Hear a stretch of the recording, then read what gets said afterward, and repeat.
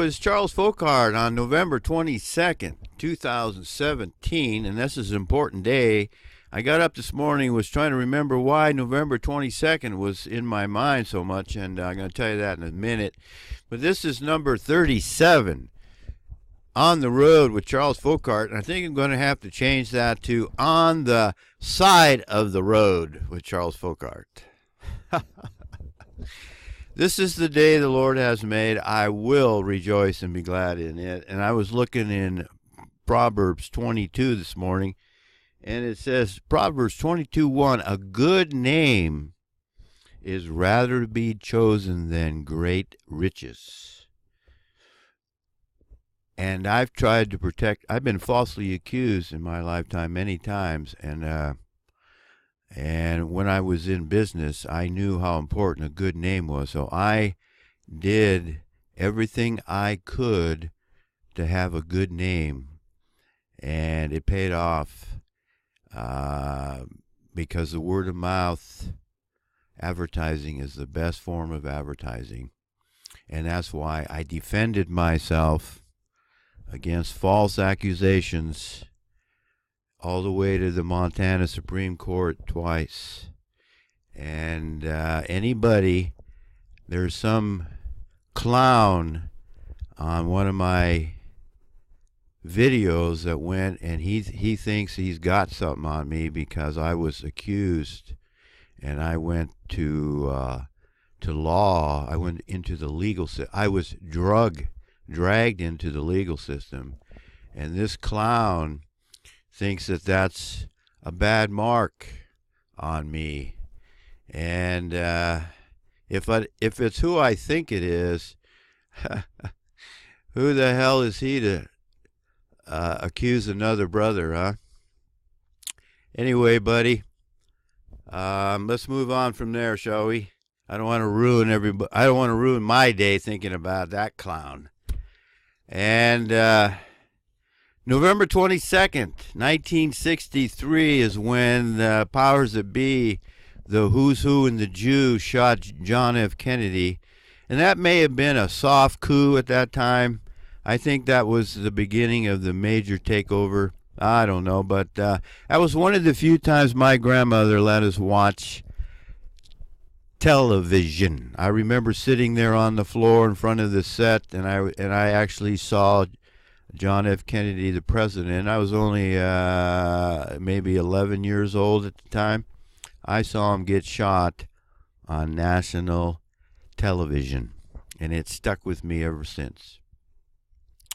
But hey, I want to bring you an update on what I'm doing here on the side of the road. Actually, I'm on the top of the bluff still, and I made some progress yesterday on the old brake job on the passenger side, and I wanted to show you here's the culprit.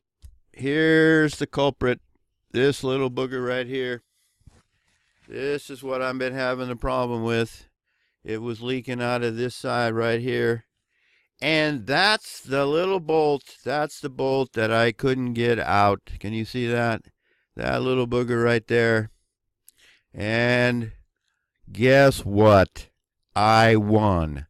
It's out. You know, that's one thing about mechanics. You know, you're going to fix it. You're going to repair it one way or the other, even if you got to buy a new part or whatever. And I got it all back together, and I got some photos here I want to show you. But I got another problem. Oh, let me show you the photos. Let me show you that. This is turning into how to fix your RV video. I'm going to have to change the name to how to fix your RV by Chuck the Mechanic or something like that, huh? Let's go have a look at those photos, shall we? Alrighty, for the benefit of those of you who jumped in here and didn't see the last video, this is where the brake fluid is dripping right there. You can see the little brake fluid dripping down, running all over. And I was able to get everything out. I was able to get all of this off. This puppy here's the drum. And this is what holds on your wheels and your tires. And I'm telling you, that puppy's heavy.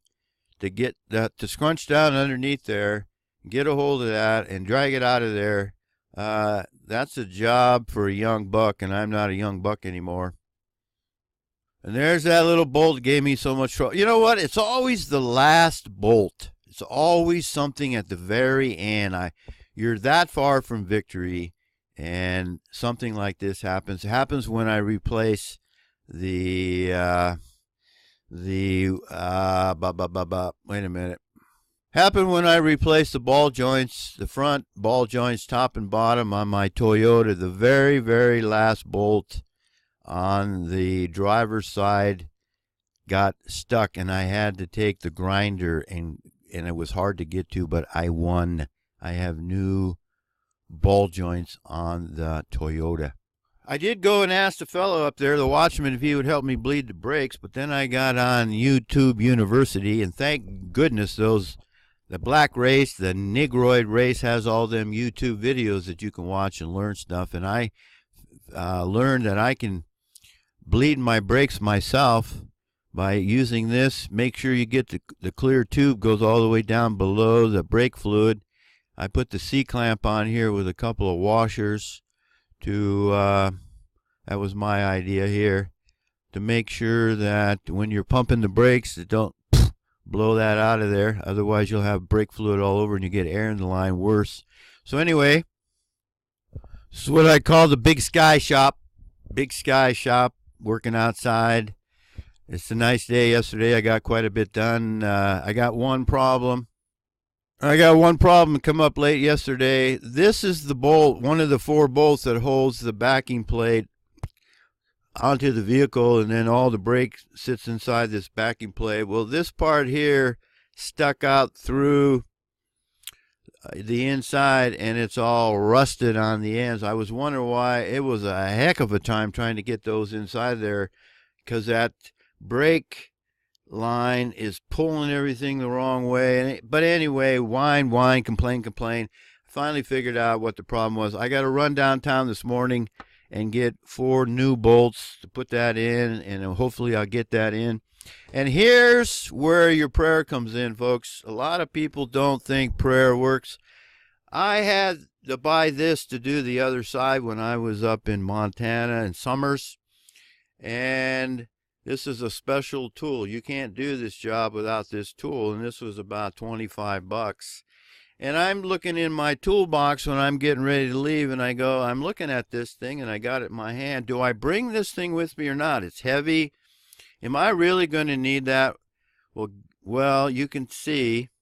I was going to say, well, guess what? But you can see that I brought it along with me, and I'm going to need it today on the passenger side, and I'm going to need it when I do the driver side again, and I'm going to replace the other side too. As much as I don't want to, I'm going to have to do that. That way I don't have to think about it anymore.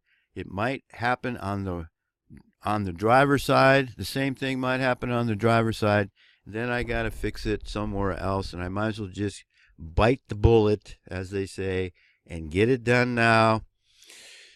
And maybe I won't have any more problems for at least a while. And you know, I got to thinking the other day about, I was looking at the mousetrap, and that mouse, I had 2 mousetrap set, and I already talked about how I had a mouse in the house. I put the peanut butter in there, and that peanut butter is still in there. I'm going to have to clean it out. But I wanted to show you something. This is how the Esau Edomites get us Caucasians. They get us in their trap. They put like the Wall Street. You know what? I had never bought as much money as I had, and as many phone calls I got from them stockbrokers in New York. I never once bought a stock.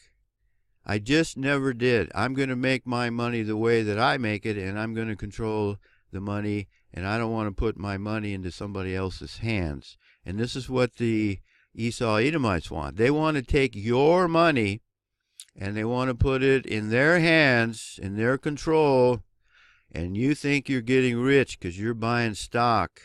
and the stock is going up, and these people are calling everybody all over the United States. Hey, Mr. Fockaert, you're a real estate developer. You got some extra cash here. Why don't you put it in AOL? Was the big deal at that time. They're calling me every 2 or 3 times a week. Hey, we want you to, blah, blah, blah, put your money, stock's going up, up, up, you get in on the ground floor, blah, blah, blah. Never bought into it, thank goodness, okay? And that's what they do. They get you. They put that peanut butter on the trap there, and wow, look at all the people making money in stocks, and you're missing out, Charles. You gotta get in on this. The ground floor. We're Goldman Sachs. We're J.P. Morgan. We got the inside information here, and you can get in and you can make a lot of money. They also do it with a mortgage. They get you in on a mortgage that you can't afford. And, you're going to make that big payment every month, and in over 30 years, you're going to have your house, and inflation's going up, and your house is going to be worth so much more money. Inflation's killing you anyways, but you think you're making money because your house is now worth $200 and you only paid $100. We're going to flip it. We're going to flip it. Flipping. That's how people were making money. Heck, I built the house. Hell with flipping. I just actually went out and did the work, and, forget this flipping stuff. If you're flipping houses, I look at people flipping houses and I go, well, that's too bad that's the only way people can make any money more now is by expecting the other fellow to come behind them on the Ponzi scheme, and hopefully you'll be able to finish the house, get it fixed, and get it on the market and get it sold before the whole thing collapses, right? That's how they get you in, folks. They get you in, and then the big collapse come like in 2008. Remember that? Well, we got another 2008 coming, except it's going to be a lot worse. They're getting a lot of people in the mousetrap, and they're gonna get you, folks. They're gonna get you, and you got to be careful. I would get out. I've told people even Bernard Baruch, Esau Edomite. His words of advice was, and somebody asked him, how did you get so wealthy? And you know what he said? Now you think about that for a minute. I'm going to pause and take a sip of coffee. You think about what he said for a minute. So what did Bernard Baruch say when he was asked, how did you get so wealthy? Well, his answer was, I always got out too soon. I always got out too soon. So today I'm going to run into town again. I don't know. I made 4 or 5 trips in there in the last couple of days, and I'm going to go down and buy me some bolts, and I'm going to put this all back together. I took pictures so that I can remember, or I can refresh my memory as to how this all got back together. I got all the tools. And I'm hoping to get this done. The hardest part's going to be getting that drum on there, because those brake shoes, if they're too far apart, you can't really tell until you get that brake shoe up and inside there. And everything hurts on my back. I don't need to go to the gym. I got a gym on the bluff right up here, folks. My body aches all over the part, but it's a good feeling. Going to get that break. Oh, by the way, one more thing before I go. You remember my buddy up there in Kalispell that cut the water off? And we had a falling out no matter what I did to help him, and we had a falling out. Well, he sent me a text yesterday, and this is what it said. I talked to Mike today, and I'm sorry that you've had such a rough maiden voyage. Keep your chin up and know that we're thinking of you. So, no, hey Chuck, I'm sorry about what happened. That was wrong. No, they just ignore what happened, and now he wants me to think that he's thinking of me. See, it's too bad, but he had a good friend, and he lost a good friend. And that's happening quite a bit. Me and a supporter were talking about that. The Bible says that the love of many in the last days shall wax cold. There just isn't enough people that are concerned about other people. And tomorrow is Thanksgiving Day, and that has devolved into Turkey Day. Turkey Day. And we used to have Thanksgiving at my house because it was 3,300 square foot and all the family could fit in there. And the last Thanksgiving I had, and it wasn't a very good memory. It's in my book. I talk about it in my book, Deadbeat Dad. And it was November 24th. Can't remember the date exactly, but it was in November 1994. That was really the last time I've had a Thanksgiving, and it don't look like I'll be having one tomorrow either. I'm probably going to work on the breaks. And one of the support I was talking to, Tall Oak, said, "We'll go out and have a turkey sandwich somewhere." So I might do that. Anyway, you have a good Thanksgiving. You probably watch this after Thanksgiving's over. I hope you had a good Turkey Day. May the grace of God, our Father, Yahweh, the creator of the turkey, and I hope you're not having ham for dinner. Oh, by the way, you know what? McDonald's, I went in there the other day, and I wanted a quick breakfast, and the only thing they have on their menu is all got pork in it, except for the flapjacks and the pancakes. They got that, but every one of their sandwiches got pork in it, ham or sausage. So I bought a ham. And you know what? They're expensive. When you think about what you're getting, when you think about what you're paying for there, I paid like $4.89, almost $5. Oh, actually, I bought orange juice. I didn't want the coffee. I paid $6 for egg sandwich. I had to remove the ham and a little piece of potato toasted on both sides. And then orange juice. And I paid $6. I could have went across the street, and I should have done that. And I'm not going back to McDonald's again. Go across the street, and for $9 you get a 3-egg omelet. And you know what? McDonald's is a big ripoff, and they're feeding millions of people every day pork, and people wonder why they're getting sick. But I want to thank you for watching. Thank you for supporting this channel. May the grace of God, our Father, the Yahweh, the Creator, who says that pork is not food. Skunk is not food. Possum is not food. The fox is not food. And the swine is not food. You eat it at your own peril. And I want to ask the Lord, ask Yahweh that His grace be upon us all, for we most certainly need it. See ya.